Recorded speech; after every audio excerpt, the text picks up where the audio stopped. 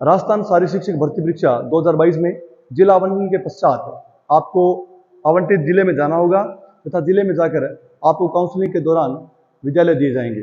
विद्यालय आवंटित होने के बाद में आपको अपने आवंटित विद्यालय में जाकर कार्य ग्रहण करना होगा। इस पूरी प्रक्रिया के संबंध में ये वीडियो बनाया गया है, इसको आप ध्यान से देखें और उसके अंदर क्या कार्रवाई करनी पड़ेगी आप इसको वीडियो को देखें। इसकी पीडीएफ आपको Telegram channel goal by Swami sir पर उपलब्ध रहेगी।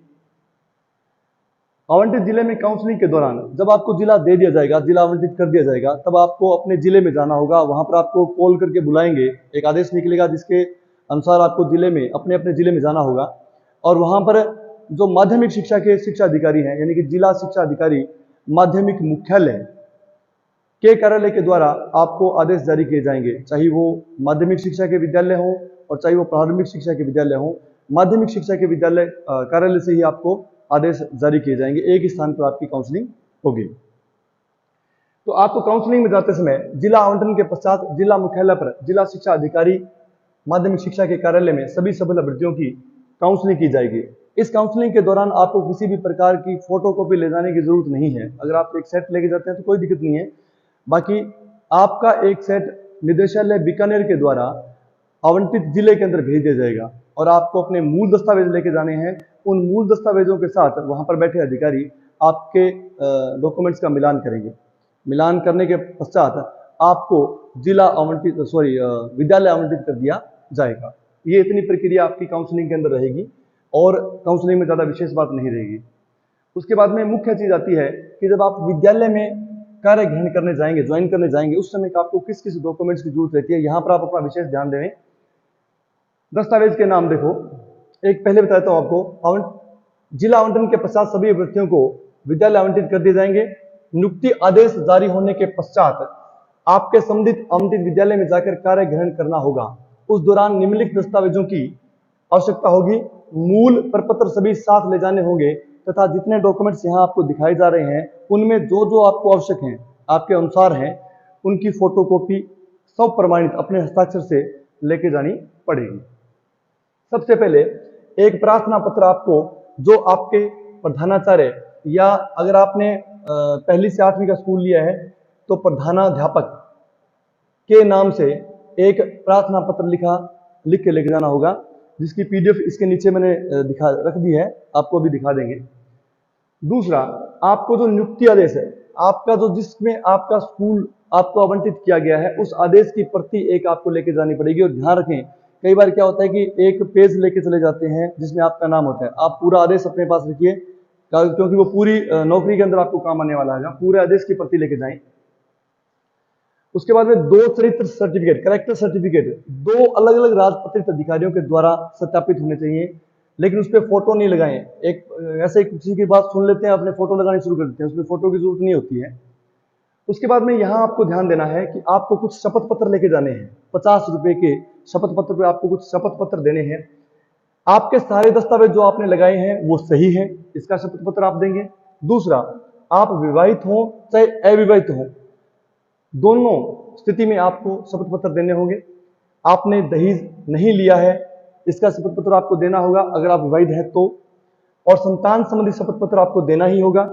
और धूम्रपान आप नहीं करते हैं, इसका आपको शपथ पत्र देना होगा। ये समस्त मूल शपथ पत्र विद्यालय में जमा आपको करवाने होंगे तथा इनकी एक फोटो प्रति आप अपने पास रखें तो बेहतर होगा। जन आधार कार्ड आपका लगा होना चाहिए। उसके बाद में आधार कार्ड आपका लगा हुआ होना चाहिए।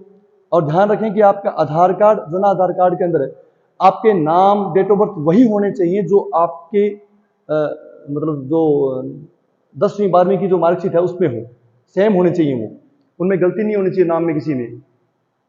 उसके बाद जाति प्रमाण पत्र, यदि आपने डॉक्यूमेंट वेरिफिकेशन के समय प्रस्तुत किया था, जो आपने डॉक्यूमेंट वेरिफिकेशन के समय प्रस्तुत किया था और बोर्ड ने उसको सबमिट किया था, स्वीकार किया था, वो आपको जाति प्रमाण पत्र लेके जाना है। यदि उस समय आपके पास जाति प्रमाण पत्र नहीं था, आपने शपथ पत्र दिया था, लेकिन वर्तमान में आपके पास जाति प्रमाण पत्र है, तो आप नया जाति प्रमाण पत्र लेके जा सकते हैं।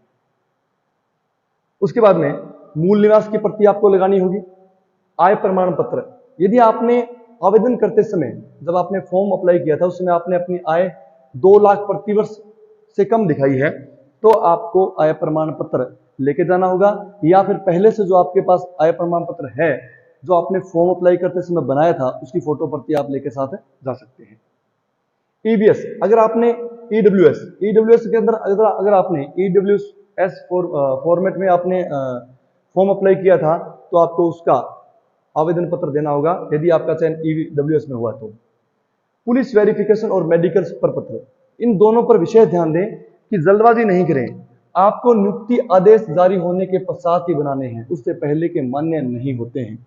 यानी जिस दिन आपको विद्यालय आवंटित किए जाएंगे, उस आदेश की प्रति यानी कि उस दिनांक को ही आपको बनाना है। आदेश जारी होने के बाद में ही आपको पुलिस वेरिफिकेशन करवाना है, उसी के बाद में आपको मेडिकल सर्टिफिकेट बनाना है। ई मित्र पे जाएं, बहुत ही आसान प्रक्रिया है पुलिस वेरिफिकेशन की।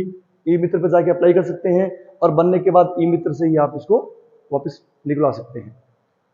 आपके पास जो सीएससी है, उसके अंदर अगर आप मेडिकल सर्टिफिकेट बनाएंगे तो जल्दी बनेगा, आसानी से बनेगा, प्रक्रिया बहुत आसान है। जिला हॉस्पिटल के अंदर प्रक्रिया बहुत इसकी टफ है। 10वीं की मार्कशीट और बोर्ड का प्रमाण पत्र साथ लगाएंगे, 12वीं की मार्कशीट और बोर्ड का प्रमाण पत्र साथ लगाएंगे।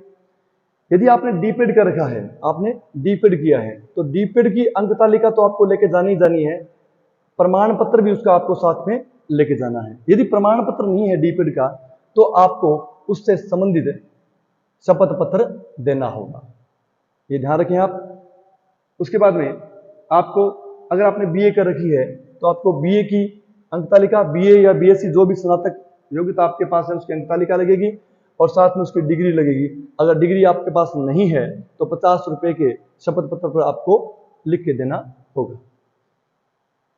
यदि आपने बीपेड किया है तो उसकी अंक तालिका तो आपको देनी ही देनी होगी, उसकी डिग्री ही आपको देनी होती है। अगर वो नहीं है तो आपको 50 रुपए के प्रमाण शपथ पत्र पर लिख के देना होगा। उसके बाद में आता है खेल प्रमाण पत्र। आपने जिस खेल प्रमाण पत्र का लाभ लिया है, जिस खेल प्रमाण पत्र का आपने लाभ लिया है, उसकी प्रति यहां पर लगानी होगी और दोनों साइड से लगानी होगी। पीछे से जो प्रमाणित किया जाता है संस्था प्रधान के द्वारा, वो भी आपको उसके अंदर दिखाना होगा। यहां आपको बता दूं मैं कि कई जो अभ्यर्थी हैं जिन्होंने ओपन नेशनल के आधार पर 2% कोटा लिया है और अंक लिए हैं स्कूली सर्टिफिकेट के, तो आपको उस स्थिति में दोनों सर्टिफिकेट लगाने होंगे।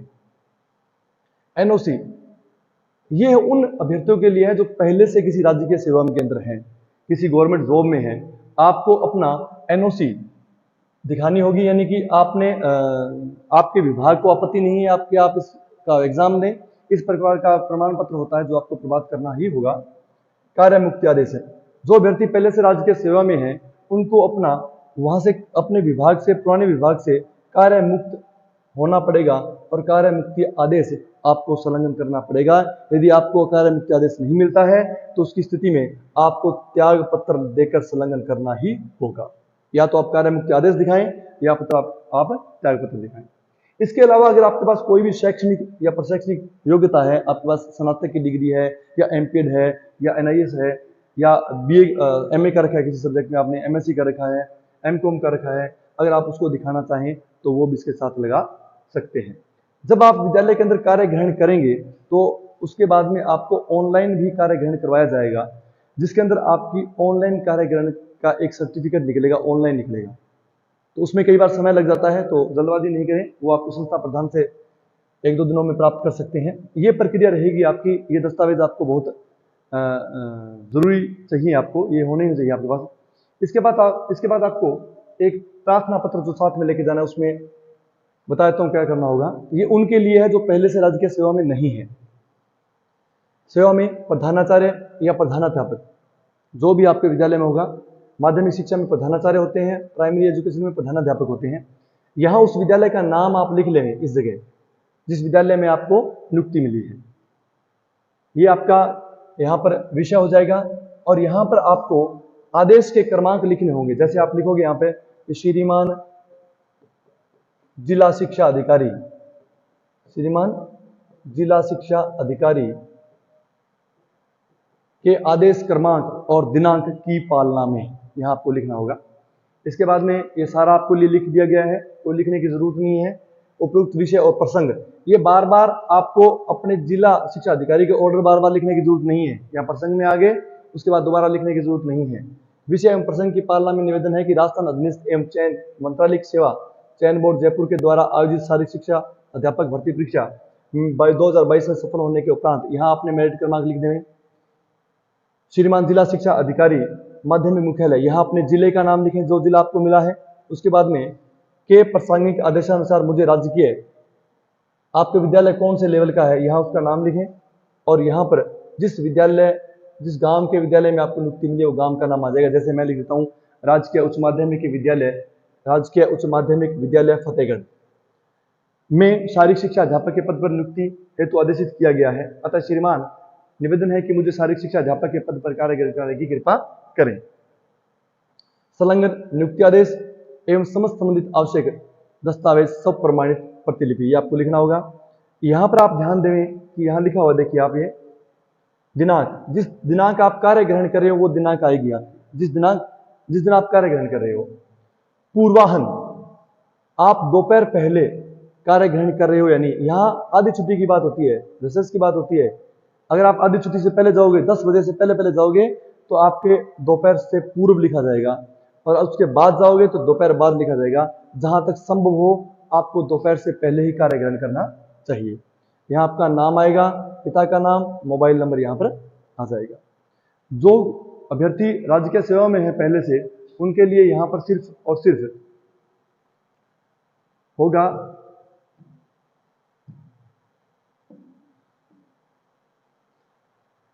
इसमें आप सेम सारी कहानी वही रहेगी, बस यहाँ पर लिखा जाएगा मैं पूर्व में मान लो विभाग का नाम लिख दिया। जैसे आप पहले पटवारी थे मान लो आप, तो यहाँ लिख देंगे मैं पूर्व में राजस्व विभाग राजस्थान राजस्व विभाग के अधीन हनुमानगढ़ राजस्व विभाग में पटवारी के पद पर कार्यरत था। मैंने नियमानुसार अनापत्ति प्रमाण पत्र प्राप्त किया है तथा विभाग से कार्यमुक्त होकर शारीरिक शिक्षा अध्यापक के पद पर कार्य ग्रहण करना चाहता हूँ। अतः श्रीमान से निवेदन है कि मुझे शारीरिक शिक्षा पद के अध्यापक पर कार्य ग्रहण करवाएं। और यहाँ पर नियुक्ति आदेश के साथ साथ आपको कार्य मुक्ति आदेश भी लिखना है। बाकी प्रक्रिया उसी प्रकार रहेगी। इसमें किसी प्रकार की जल्दबाजी नहीं करें। जितने भी डॉक्यूमेंट्स हैं उनकी पूर्ति अच्छे तरीके से करें और एक एक डॉक्यूमेंट्स अपने पास भी रखें। इसके अलावा कोई भी अगर समस्या हो तो आप चैनल पर कमेंट कर सकते हैं। धन्यवाद।